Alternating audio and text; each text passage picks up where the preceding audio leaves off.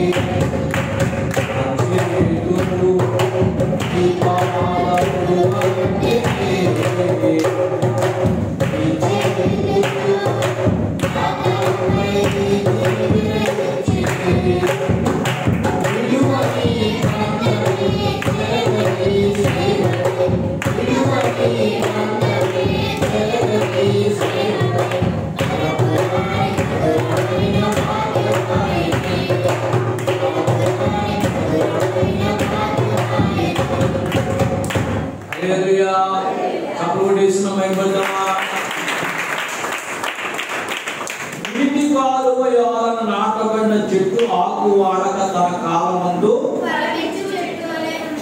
ప్రతి మనిషి జీవితంలో ఒక కాలం ఉంటుంది ఫలించడానికి. చాలాసార్లు చెప్పాను, మళ్ళీ ఇప్పుడు చెప్తున్నాను. కాళ్ళకు చెప్పులు లేకుండా తిరగరా దరిద్రుడా, బట్టలు లేకుండా ఉండరా, ఇల్లు లేకుండా ఉండరా అని చెప్పి దేశ దిమ్మరగా తిరగని దేవుడు శపించాడు.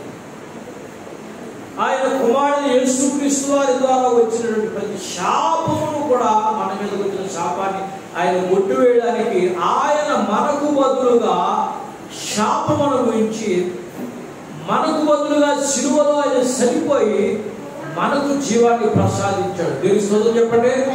హల్లెలూయా. గమనించండి, ప్రతి కుటుంబము, ప్రతి వ్యక్తి, ప్రతి బిడ్డలు కూడా ఫలిస్తాలు అభివృద్ధి చెందుతారనే విషయాన్ని ఈరోజు పరిశుద్ధాత్మ దేవుని సహాయంతో నేను మీకు వివరిస్తాను. అర్థమవడానికి గమనించండి, 1-2 నిమిషాలు గమనించండి. జరిగిన యథార్థ కథను మీకు చెప్పాలని ఆశపడుతున్నాను. ఒక జమీందారు గమనించండి, ప్రయాణం చేయవలసి వచ్చింది. కారులో ప్రయాణం చేసేటప్పుడు ఒక పట్టణం చేరుకోవాలి. ఆ పట్టణం చేరుకునేటప్పుడు మొదట అరణ్యాన్ని గమనించాలి, కొండలను దాటుకుంటూ వెళ్ళాలి. అరణ్యాన్ని దాటుకుంటూ వెళ్ళాడు. అది కొంచెం పచ్చగాను లేదా ఇబ్బందిగాను ఉంది. దాటిన తర్వాత కొండలు ఎదురయ్యాయి. ఆ కొండలు ఎదురైన తర్వాత గమనించండి, అక్కడ ఎక్కడ చూసినా గెచ్చ పొదలు, కొండల తుప్పలు, కొండ నీళ్లు లేని ప్రదేశం. గుర్తుపెట్టుకున్నాక నీళ్ళు పచ్చదనం అంటూ లేని ప్రదేశం. సరే, ఇంతకుముందు కొంచెం పొలాలు దాటుకుంటూ అరణ్యం దాటుకుంటూ వచ్చాం. ఈ పట్టణానికి వెళ్ళే ముందు ఈ మధ్యదారులు కొండలు ఉన్నాయి, గచ్చ పొదలు, మొండ్ల తుప్పలు, రాళ్ళు, నీళ్ళని ప్రదేశం కనబడుతుంది అని చెప్పి బాధపడుతూ గమనించండి, మనస్సును అనుకుంటూ గమనించండి.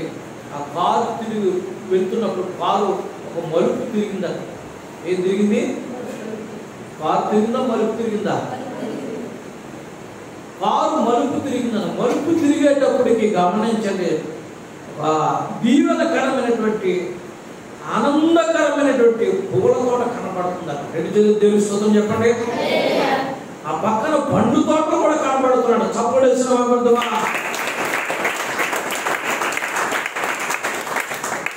ఆశ్చర్యపోయాడు. ఏంటి, ఇప్పటి వరకు మొండ్ల తుప్పలు, గచ్చ పొదలు, రాళ్ళు, నీళ్ళని ప్రదేశాన్ని చూశాను. ఈ కొండ ప్రాంతంలో గమనించండి, ఎంత దీవెనకరమైన ఉద్యానవనం, పూల తోట కనబడుతుంది, పండ్ల తోటలు కనబడుతున్నాయని చెప్పి గమనించండి. దేవుడు ఉంటాడు, అబ్బాయి పారాపు అన్నట్టు.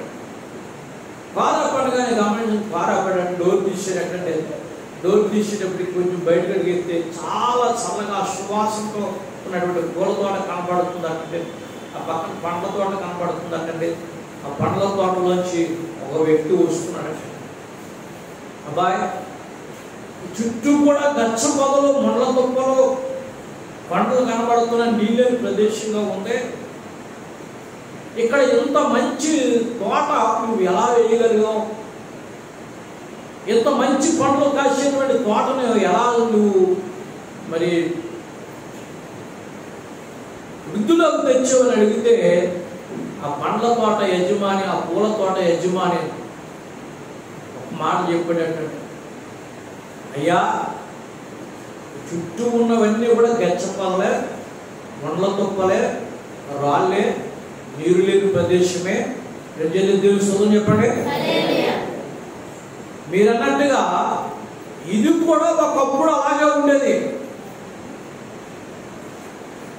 ఇది కూడా ఒకప్పుడు అలాగే ఉండేది. కూడా చెప్తున్నా, ఇది కూడా అలాగే ఉండేది. కానీ నేనేం చేశానంటే, ప్రార్థన చేసి ఈ మొండ్ల తుప్పలన్నీ కూడా నరికేశాను, ఈ రాళ్ళన్నీ ఏరేశాను, ఈ గచ్చ పొదలన్నీ తీసేశాను.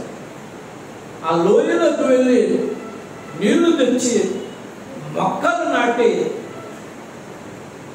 ఈ పాడైపోయిన ప్రాంతం అంతా కూడా ఫలించే స్థితిలో తేమని దేవుని అడిగి ఎంత దీవెనకరంగా మార్చాను. రెండు చేతులెత్తి దేవునికి స్తోత్రం చెప్పండి. అర్థమైన వాళ్ళందరూ చప్పుడు దీవెని చెప్తున్నాయి.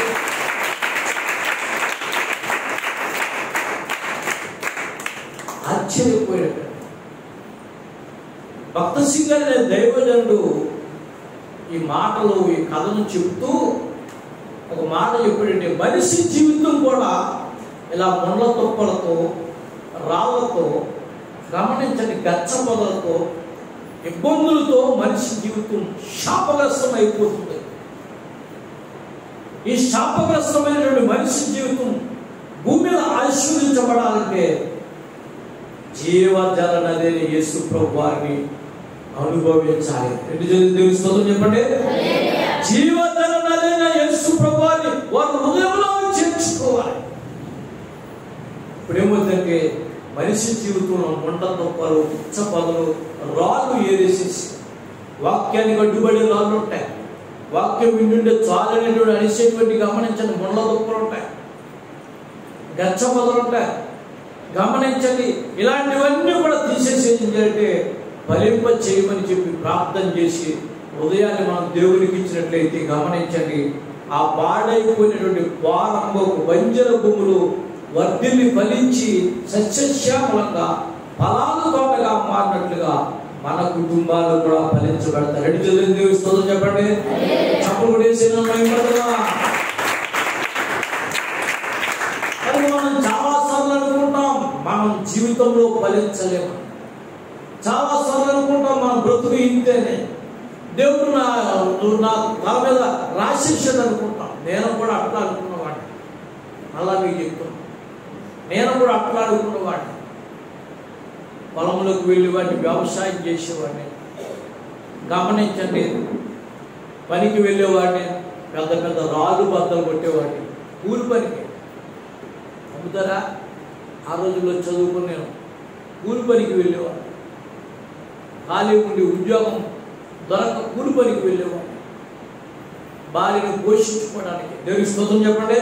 నాకు ఖాళీగా కూర్చోవడం ఇష్టం ఉండదు, ఒకరు తింటే ఒకరు పెడితే ఇష్టం, తినడానికి ఇష్టం ఉండదు. నా తండ్రి మీద కూర్చుని, నా తండ్రి ఆశీర్వాడు మీ అందరికీ తెలుసు, నన్ను పెంచు అని చెప్పి అన్నాడు, నాకు ఇష్టం ఉండదు. అమ్మ మా ఆవిడ పూలు కొనాలి డబ్బులు, మా అబ్బాయి బిస్కెట్ కొనాలి డబ్బులు అనడం నాకు ఇష్టం ఉండదు. సొంతంగా నా బిడ్డలు నేను పోషించుకోవాలి, ఈ ఆలోచనతో నా జీవితం ఉండేది. ఎక్కడ చూసినా నేను అడుగు వేసిన కన్నా ఎండిపోతూ ఉండేది. బతకూడదని చెప్పి విశాఖపట్నం వెళ్ళిపోయాను. రెండు చేతులు దేవుని స్తోత్రం చెప్పండి. హల్లెలూయా. మిషనరీ స్కూల్లో గమనించండి, ఒక టీచర్గా జాయిన్ అయ్యారు. అక్కడ ఒక రోజున ప్రభువు నా జీవితంలో ప్రవేశించాడు. రెండు చేతులు దేవుని స్తోత్రం చెప్పండి. పాడైపోయిన నీ జీవితాన్ని తిరిగి కడతాను. హల్లెలూయా, హల్లెలూయా. పాడైపోయిన నీ కుటుంబాన్ని, శాపగ్రస్తమైన నీ కుటుంబాన్ని ఆశీర్వాదకరమైన జీవంతో నింపుతాను. జీవజల నదులు ఊరినుడు బొగ్గగా సస్యశ్యామమైన తోటగా నేను మారుస్తాను. నువ్వు రాని చెప్పినప్పుడు గమనించండి, 5 సంవత్సరాలు ప్రార్థన చేసి దేవుని వైపు చూసి చిన్న బిడ్డలను పట్టుకుని బట్టలు మూటలు కట్టుకుని ఆస్తులేమి లేవు, తండ్రి ఇంటికి వెళ్లకుండా ఎక్కడికి వచ్చి వీధి స్తంభం దగ్గర పని ప్రారంభించి దేవుని నామం బట్టి ఈ రోజున ఫలించేడి కొమ్మగా ఊరిని కొడుకుగా ఈ ప్రాంతం అంతటి కూడా దేవుడి వరకు సంపాదించిన ఒక సేవకుడుగా, దేవుని వీర సేవకులుగా దేవుడు ఏర్పాటు చేశాడు. రెండు చేతులు దేవుడి స్తోత్రం చెప్పండి. ఆయన పని గమనించండి, త్వరగా జరుగుతూ ఉంది, ఆశ్చర్యకరమైన రీతిలో జరుగుతుంది. సంస్థల సహాయము కానీ, బలమైన వ్యక్తులు కానీ, ధనవంతులు కానీ ఈ మిశ్రాన్ని నాకు ఉన్నాడనేటువంటి విషయం నాకు ఎప్పుడు తెలియదు. ఒక్క యేసు ప్రభు తప్ప నేను ఎవరిని కూడా ఒక గురువుగా పెట్టుకుని జీవించలేదు. ఎందరో వచ్చారు, ఎందరో వెళ్ళారు. గమనించండి, అయినా దేవుని యొక్క సహవాసంతో కలిగి ముందుకు సాగిపోతున్నాడు. కానీ గమనించండి, ఎప్పుడు కూడా గమనించండి, దేవుడిని విడిచిపెట్టండి. ఆయనతో నేను సహవాసం ప్రారంభించింది మొదలు, ఆయనతో నా జీవితం ప్రారంభించిన ఈ దినానికి 30 సంవత్సరాలు. రెండు చేతులు దేవుని స్తోత్రం చెప్పండి. ఏ దినమున ఆయన విడిచిపెట్టారు. రెండు చేతులు దేవుని స్తోత్రం చెప్పండి. ఫలించబడడానికి కారణం మీకు చెప్తున్నాను, యేసు ప్రభు వారిని మన సొంత రక్షకుడిగా అంగీకరించాలి. యేసు ప్రభు వారిని సొంత రక్షకుడిగా అంగీకరించాలి. ఒక పెద్ద ఆయన అన్నాడు, వరే నీ పిల్లలకి అన్నం ఎవరు పెడతారు, నీ పిల్లలు బట్టలు ఎవరు కొంటారు, నీకు స్థలం ఎవరు ఇస్తారు, నీకు బండి ఎవరు కొంటారు, నీకు బట్టలు ఎవరు కొంటారు, నీకు కోటలు ఎవరు ఇస్తారు, ఇలా ఎన్నో 1,00,000 పనులు మాట్లాడారు. అవేమీ కూడా నేను పక్కన పెట్టాను తప్ప దేవుని ఎన్నడూ విడిచిపెట్టలేదు. దేవుని స్తోత్రం చెప్పండి. హల్లెలూయా. ఆదికాండం 26వ అధ్యాయంలో గమనించండి, ఒక వాగ్దాన పుత్రుడు ఉన్నాడు, ఆయన పేరు ఇస్సాకు. అబ్రహాముకు గమనించండి 100 సంవత్సరాల వయసులో పుట్టాడు. గమనించండి, తల్లి ఆయన కనేటప్పటికి 90 సంవత్సరాల వయసు. గానాల కొడుకు అని చెప్పి గమనించండి 37 సంవత్సరాల వరకు పెళ్లి చేయలేదు. ఒక రోజున గమనించండి, ఇస్సాకును కన్న తల్లి గమనించండి, ఆ ఇస్సాకు పెళ్లి చేయకుండానే చనిపోయింది. తల్లి చనిపోయిన తర్వాత ఒంటరిగా ఉన్నాడని చెప్పి తండ్రి వాడిని చూసి ఏం చేసింటే బంధువులింటికి పంపించి ఒక కోడలు తెచ్చుకుని గమనించండి ఆయనకిచ్చి పెళ్లి చేశాడు. దేవునికి స్తోత్రం చెప్పండి. ఆయన ఇచ్చి పెళ్లి చేస్తే గమనించండి, ఆయనకు 40 సంవత్సరాల వయసులో పెళ్ళైతే 60 సంవత్సరాల వయసులో పిల్లలు పుట్టారు. స్తోత్రం చెప్పండి. ఇస్సాకు గారికి గమనించండి, 40 సంవత్సరాల వయసులో పెళ్ళయింది. ప్రసాద్ గారు ఉన్నారా? 60 సంవత్సరాల వయసులో పిల్లలు పుట్టారు. తండ్రికేమో 100 సంవత్సరాల వయసులో పిల్లలు పుట్టారు. బహుశా అనుకుంటాడు, మా నాన్న శాపం నన్ను వెంటాడుతుంది అనుకుంటాడు, మా అమ్మ చనిపోయింది, నాకు పిల్లలు పుట్టాలనుకున్నారు. గమనించండి, వాక్యం చెప్తుంది, పరిశుద్ధాత్మ దేవుడు చెప్తున్నాడు. ఒక రోజున గమనించండి, 60 సంవత్సరాల వయసు ఉన్నట్టండి ఇస్సాకుకి 2 కొడుకులు పుట్టారు. చెప్పండి. లేదనుకున్నటువంటి వాళ్ళకు 2 కొడుకులు, డబల్ ఆశీర్వాదం. దేవుని స్తోత్రం చెప్పండి. దీన్నే 200 ఆశీర్వాదం అని చెప్తారు. తర్వాత మనవడిని ఎత్తుకుని గమనించండి, 15 సంవత్సరాలు అబ్రహాం గారు అంటే నా భార్య చనిపోయిన నా కొడుకుని 60 సంవత్సరాల వయసులో జ్ఞాపకం చేసుకోమని చెప్పి మనవడిని ఎత్తుకుని 15 సంవత్సరాలు మనవడితో ఆడుకున్నాడు. దేవుని స్తోత్రం చెప్పండి. ఆయన కూడా ఆయన కాలం వచ్చినప్పుడు చనిపోయాడట. ఇప్పుడు మరలా ఇస్సాకు ఏమైపోయాడంటే, తల్లి లేదు, తండ్రి లేడు, ఒంటరి వాడైపోయాడు. 2 పిల్లలు పుట్టారు. ఒక రోజున గమనించండి, భయంకరమైన కరువు వచ్చిందట. ఎవరికి? అబ్రహాముకు మాట ఇస్సాకుకి. బైబిల్లో రాయబడిన మాట అంటే మీరు చూడండి, 20వ అధ్యాయం, అబ్రహాము దినముల్లో వచ్చిన కరువు కాక మరలా ఇస్సాకు దినములో కూడా కరువు వచ్చింది. దేవుని స్తోత్రం చెప్పండి. అంటే కరువులు రావడం సహజం, కరువులు రావడం సహజం. ఆ కరువులో నువ్వేమవుతావంటే అబ్రహాముకు తోడై ఉన్నాడు. దేవుని స్తోత్రం చెప్పండి. ఇస్సాకు కూడా తోడై ఉన్నాడు. అబ్రహాము లేకపోయినా పర్వాలేదు, ఎవరిదే కావాలి చెప్పండి, దేవుడు కావాలి. మరి గమనించండి, తండ్రి లేడని బాధపడుతుంటే, తల్లి లేదని బాధపడుతుంటున్నట్టుండే మళ్ళా కరువు వచ్చి పడ్డాదంటే, కరువు వచ్చి పడుతున్నట్టండి అభిమేలు దగ్గరికి వెళ్ళి కొంచెం సహాయం చేసి అడిగితే దేవుడు అన్నట్టుండే, ఒరే ఇస్సాకు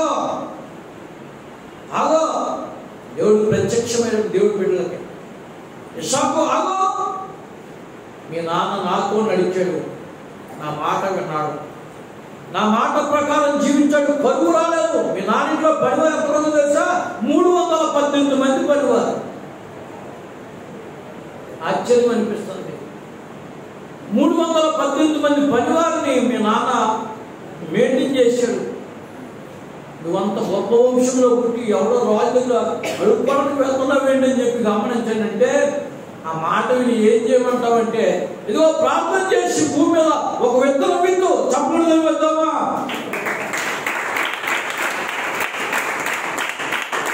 ఆ మాటను నమ్మితే ప్రార్థన చేసి ఒక విత్తనం విత్తు, భూమి మీద పంట కోస్తావు,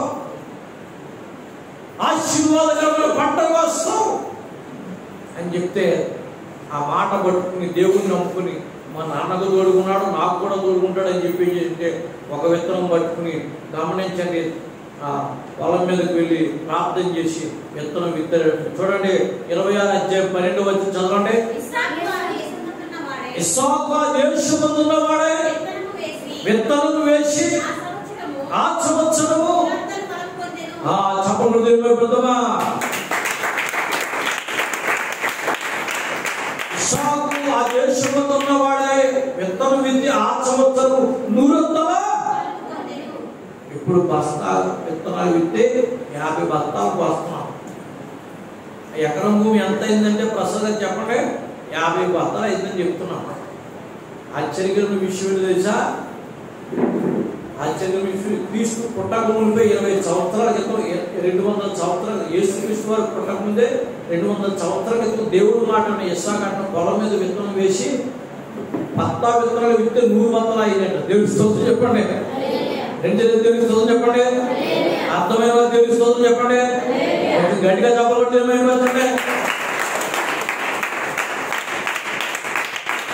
నువ్వు విత్తనంగా దేవునికి క్వాలిటీ ఒకసారి విత్తనంగా దేవునికి క్వాలిటీ విత్తనం ప్రార్థన చేసి గమనించండి, పొలం మీద ఎత్తు. నీ కాలుని దేవుడు దూరంతో ఆశీర్వదిస్తాడు, నీ పొలం మీద విత్తనాన్ని కూడా దేవుడు దూరంతో ఆశీర్వదిస్తాడు. దేవునికి స్తోత్రం చెప్పండి. ఇస్సాకు ఆ దేశమందు ఉన్నవాడే విత్తనం విత్తు దూరంతో పంట కోసేను. తర్వాత యెహోవా అతనిని ఆశీర్వదించెను కనుక ఆ మనుష్యుడు గొప్పవాడాయను, అతడు ఎక్కువ గొప్పవాడు వరకు క్రమక్రమముగా అభివృద్ధి పొందుచు వచ్చిన. దేవుని స్తోత్రం చెప్పండి. మిక్కిలి గొప్పవాడు అయిపోయినట్టు దేశంలో. ఎంత ఆశ్చర్యం అండి, ఎంత ఆశ్చర్యకరమైన విషయం అండి. మిక్కిలి గొప్పవాడు అయిపోయినట్టు ఆశ్చర్యకరమైన దీవెనతో ఇస్సాకు గమనించండి. ఉన్నతమైన విషయాలకు మనం చూసినట్లయితే ఒక్క బత్తా వేస్తే 100 బత్తాలు పడినట్టు. దేవుని స్తోత్రం చెప్పండి. ఇప్పుడు ప్రారంభమైంది ఏంటి తెలుసా? ఆశీర్వాదమే కానీ దాని తర్వాత అశువు కూడా బయలుదేరింది అక్కడ. మరే ఈడేంటి 2 పిల్లలతో వచ్చాడు. వీడి ఆశీర్వాదం పొలంలో ఉన్న పంట పొలాలు ఉన్నటువంటి పంటలు బాగా పండుతున్నాయి.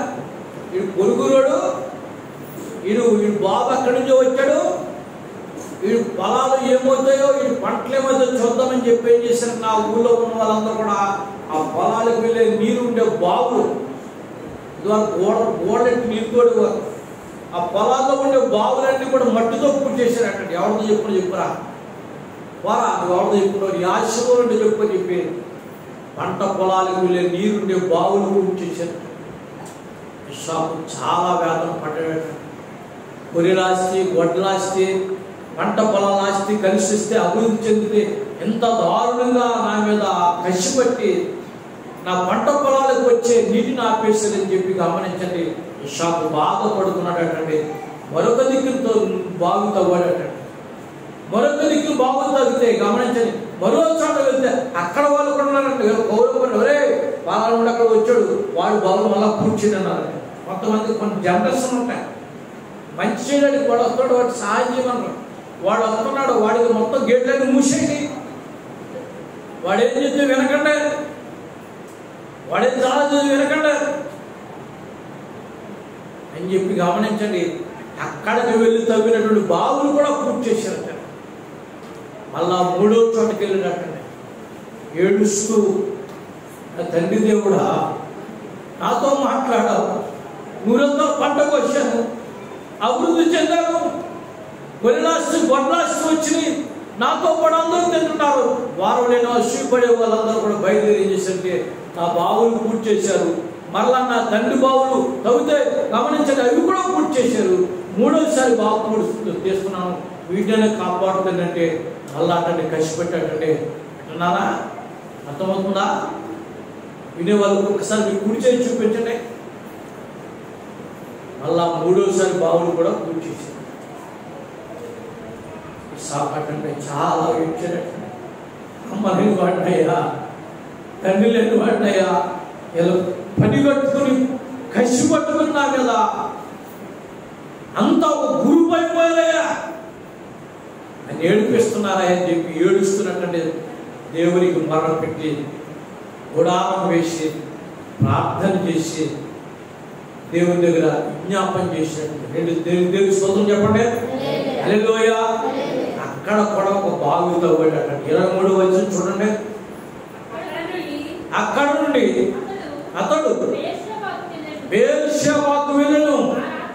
ఆ రాత్రి యెహోవా అతనికి ప్రత్యక్షమై, నేను నీ తండ్రి అయిన అబ్రహాము దేవుడును, నేను నీకు తోడైనాను కనుక భయపడకుము, నా దాసుడైన అబ్రహామును బట్టి నిన్ను ఆశీర్వదించి ఈ సంతానమును విస్తరింపజేసేదును. 2 చదువు స్తోత్రం చెప్పండి. హల్లెలూయా, హల్లెలూయా. ప్రార్థన చేయగా, గుడారం వేయగా గమనించండి, 4వసారి బావి తవ్వగానంటే దేవుడు పరలోకం నుండి వచ్చాడు. ఇస్సాకు ఏడవకు, భయపడకు, నీ తండ్రి అయిన అబ్రహాము దేవుడును.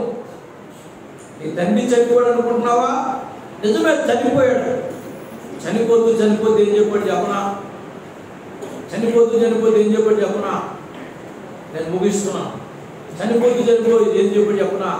నా తండ్రి దేవా, నన్ను కానాను దేశం వెళ్ళమన్నావు, అక్కడ సంతానం ఇస్తానన్నావు, ఇసుకురేణువుల కంటే ఆకాశ నక్షత్రం కంటే ఇస్తానన్నావు, ఇదిగో నువ్వు నమ్మినగా బిడ్డనిచ్చావు, ఆ బిడ్డను పెంచుకున్నగా మొరియా దేశానికి తీసుకెళ్లి బలిమన్నావు, బలిస్తే వాడిని కూడా చూపించి ఇదిగో నేను దీవిస్తాను ఇస్తానని చెప్పావు.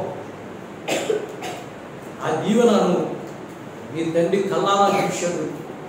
నీ తండ్రి చనిపోయాడు, నీ తండ్రి విశ్వాసాన్ని బట్టి నువ్వు నమ్మావు, మాట వినికి నడుస్తున్నావు కనుక నీ తండ్రి చనిపోయాడు, కానీ నీ తండ్రి నాకు నడిచిన నడక మాత్రం నేను మర్చిపోలేదు. నీ తండ్రి నీ కొరకు చేసిన ప్రార్థన కూడా నేను చెప్పాలి. మీరు అంటే తండ్రి చనిపోయినా తండ్రి చేసిన ప్రార్థన మాత్రం దేవుడు ఏమన్నాడు పేరు పెట్టి, నీ తండ్రి అయినా అబ్రహాము దేవుడును. ఆ మాటలు కాదు, నీ తండ్రి అయిన అబ్రహాము దేవుడు నా దాసిన అబ్రహాము బట్టి నిన్ను నేను ఆశీర్వదిస్తున్నాను. రెండు చేతులు స్తోత్రం చెప్పండి.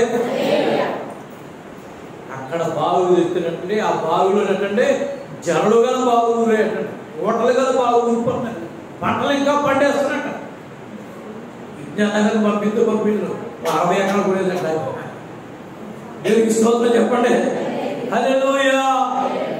అప్పుడు అనుకున్నానంట, ఒరే వీడు బావుల వల్ల కాదు ఆశీర్వదించబడేది, నీరు వల్ల కాదు ఆశీర్వదించబడేది. మనం బావులు పూర్తి చేస్తున్నాం కానీ వీడు బావుల వల్ల కాదు ఆశీర్వదించబడేది. జీవజల నది ఊరిలో పోగైన దేవుడి వల్ల వీడు ఆశీర్వదించబడుతున్నాడు. దేవునికి స్తోత్రం చెప్పండి. హల్లెలూయా. వీడు నాపడం మనతనం కాదు, కానీ వీడు దేవుడు నాపడం అసలు తనం కాదు. దేవునికి స్తోత్రం చెప్పండి.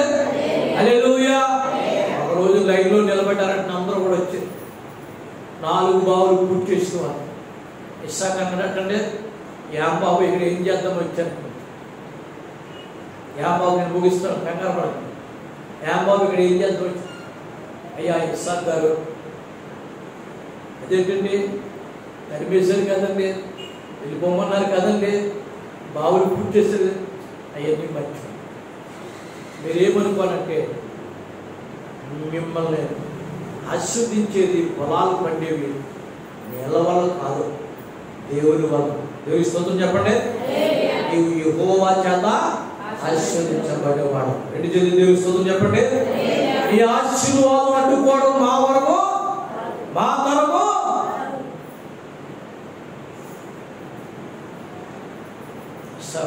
అంటే ఎప్పటికైనా తెలుస్తున్నారు కదా, ఓ ఎప్పుడమ్మా మనం తరిమేసిన మన ఇంటికి వచ్చారు, నువ్వేం కూర వండుతున్నావు, ఓ దూడను తీసుకెళ్ళి లేకపోతే గొర్రెని తీసుకొచ్చి వీళ్ళందరికీ విందు చేయాలి. నేను స్తోత్రం చెప్పండి. మనమంటాం ఏమంటామంటే వాళ్ళకు తొక్కేస్తాం. దేవునికి స్తోత్రం చెప్పండి. దేవుని వాక్యం చెప్తుంది, గమనించండి. ఇస్సాకు అంటున్న ఆ రాత్రి విందు చేసినటువంటి ఇంటికి వెళ్తే విందు చేసేటంటే దేవుడు మీకు నాకు మధ్యవర్తిని సమాధానాన్ని కలిగి చేశాడు. నాకు ఫలించడానికి కారణం ఎవరంటే దేవుడు అని చెప్పి గమనించండి. మనం ఫలించబడడానికి కారణం మన భక్తి కాదు, మన శక్తి కాదు. నేను ముగిస్తున్నాను. వచ్చే వారం వీరితే కొన్ని విషయాలు చెప్తాను. ఈ రోజున గమనించండి, డబ్బు పనిచేయడం లేదు, మనం కళారా చూసాం. వైద్యం పనిచేయలేదు, కళారా చూసాం. డబ్బు పని చేయలేదు, వైద్యం పని చేయలేదు. గమనించండి, ఓ అధికారం కూడా పనిచేయదు, ఉన్న ఆస్తులు కూడా పనిచేయదు. మనం చెప్పారు కదా పాస్టర్ గారు 4 కోట్లు ఖర్చు పెట్టారంటే ఒక ఆయనకి. ఎన్ని కోట్లు అంటే 4 కోట్లు. అదే చెప్తాను, నాకు వైద్యం చేసే డాక్టర్లు 2 చనిపోయారు. మీరు నన్ను చూసి మా మాస్టర్ గారు చనిపోతున్నాడని చెప్పి మీ చేతులు పైకెత్తారు. మా దైవజనులు లేకుండా మేము బ్రతకలేమన్నా. నన్ను చూసి ఏడుస్తూ రోడ్లో గుడ్డ పెట్టుకుని కంగారు పడిపోయిన వాళ్ళు ఉన్నారు, వేదన చెందిన వాళ్ళు ఉన్నారు. అయ్యో ఫలించడు గొప్పగా 2 బిడ్డలు నడుపుకుని వీధి స్తంభం దగ్గరికి వచ్చి కూర్చున్నాడు. ₹1 కూడా సంపాదించుకున్న జీవితం అంతా మా కొరకు దారి పోసాడు. సంఘం అంతా కన్నీరు కార్చింది. దేవుని స్తోత్రం చెప్పండి. ఈరోజు మునుపటి ఆశీర్వాదం, ఆరోగ్యం మళ్ళా దేవుడి ఇచ్చాడు. చప్పకుడు దేవుడి ఆయన ఫలించడానికి తెలుస్తుంది చెప్పండి. ఆయన వారు నాటబడిన కొమ్మగా నన్ను శిఖింపజేయడానికి, మీ కొరకు వాక్యం అందించడానికి, మీరు కూడా ఫలించబడడానికి, మీరు కూడా వర్ధిల్లడానికి దేవుడు కృప చూపిస్తాడు. ఈ ఆశీర్వాదం నా అంతటా నేను సంపాదించుకుంటున్నాను. మీ అందరి ప్రార్థన దేవుడి యొక్క కృపని నమ్ముతున్నాను. తెలుస్తుందో చెప్పండి. హల్లెలూయా, హల్లెలూయా. మా నాన్నగారు అనేవారు, బాబు నీకు ఉన్న గదిలో ఉండు, అమ్మ అనేది ఏ పంచలు ఉంటావు బాబు అనేది. ఆయన గమనించండి, నన్ను దేవుడు పిలిచాడు, ఆయన ఫలింపజేస్తాడు. తెలుస్తుందో చెప్పండి. నన్ను దేవుడు పిలిచాడు, ఆయన ఫలింపజేస్తాడు. ఆయన మన ప్రయత్నాలన్నీ కూడా సఫలం చేసి గుర్తుపెట్టుకోండి. 25 సంవత్సరాలుగా ఏ ప్రణాళిక కూడా ఆయన మనల్ని విడిచిపెట్టాడు. ఈ శ్రాపేసేటప్పుడు చుట్టుపక్కల అంతా వర్షం కురిచింది, ఆయన ఒక్క చుక్క కూడా ఇక్కడ పడకుండా దేవుడు అందరూ చేతులెత్తి ప్రార్థన చేసి గుర్తుందా? 16 సంవత్సరాలుగా ప్రభు ఈ పరిచర్ని కాపాడే దేవుడు. ఈ ఒక్కరోజు ఇక్కడ వర్షం పడకూడదు మేస్త్రులు చెప్పారు. చుట్టూ వర్షం, ఐరన్ మేస్త్రులు చెప్పాడు ఫోన్ చేసి, అయ్యా వర్షం పడుతుంది మీరు ఎలా పడదు గమనించండి. 43 మంది పనివారు, 11 మంది మేస్త్రులు గమనించండి. 2 మిల్లర్లు 200 బస్తాల సిమెంట్లు పట్టుకొని గమనించండి ప్రార్థన చేసి స్లాబ్ వేశారు. దేవుడు స్తోత్రం చెప్పండి. ఆయన నిలబెట్టాడు. దేవుడు స్తోత్రం చెప్పండి.